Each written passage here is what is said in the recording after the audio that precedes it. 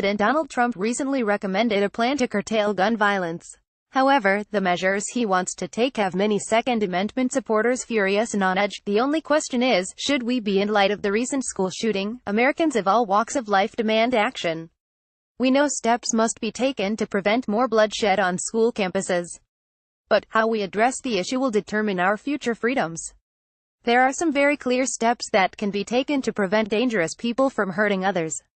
We know these steps were shockingly neglected in the lead-up to the Parkland shooting. Warnings to the FBI were ignored. Friends and family closest to the shooter seemingly did nothing to disarm the dangerous man. And police tasked with guarding the school refused to act. Had these steps been taken, things would have been much different. But that doesn't stop the media from demanding changes that will take guns from law-abiding citizens. Their drastic calls for gun control will not prevent future violence, only make Americans more vulnerable. The worst part is, it looks like President Donald Trump might be going along with their anti-Second Amendment plans. In a recent meeting, he recommended disarming a person, seemingly before due process is done. Those comments sound a lot like the unhinged, alarmist sentiments voiced by uninformed liberals.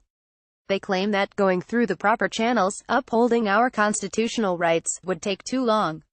There are shooters in the streets, they cry. Take everyone's guns. They want us in such a state of fear and panic that they'd bypass our fundamental right to due process. That won't fly in the United States. We are all innocent until proven guilty. Just because someone is worried about a person, doesn't give them the right to disarm them. Law enforcement must go through the courts, in order to ensure that a citizen is not abused. Does that take too long? No. Once the process begins, the threat of violence is diminished. Creating a policy that circumvents the court sounds a lot like something former President Barack Obama would do. It would create an environment where anyone can rob a neighbor of their guns, based on their fears or grudges. Our society would turn into a witch hunt, where rivals can disarm others, simply on the basis of a hunch.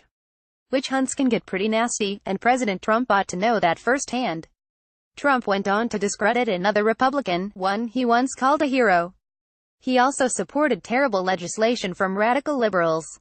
It appears that Trump is rejecting sound policy by conservatives and embracing leftism. That's no good, my friends. During the campaign, Trump vowed to support our Second Amendment rights. Democrats have zero respect for gun-owning Americans. Any legislation they put forward is another step in disarming citizens.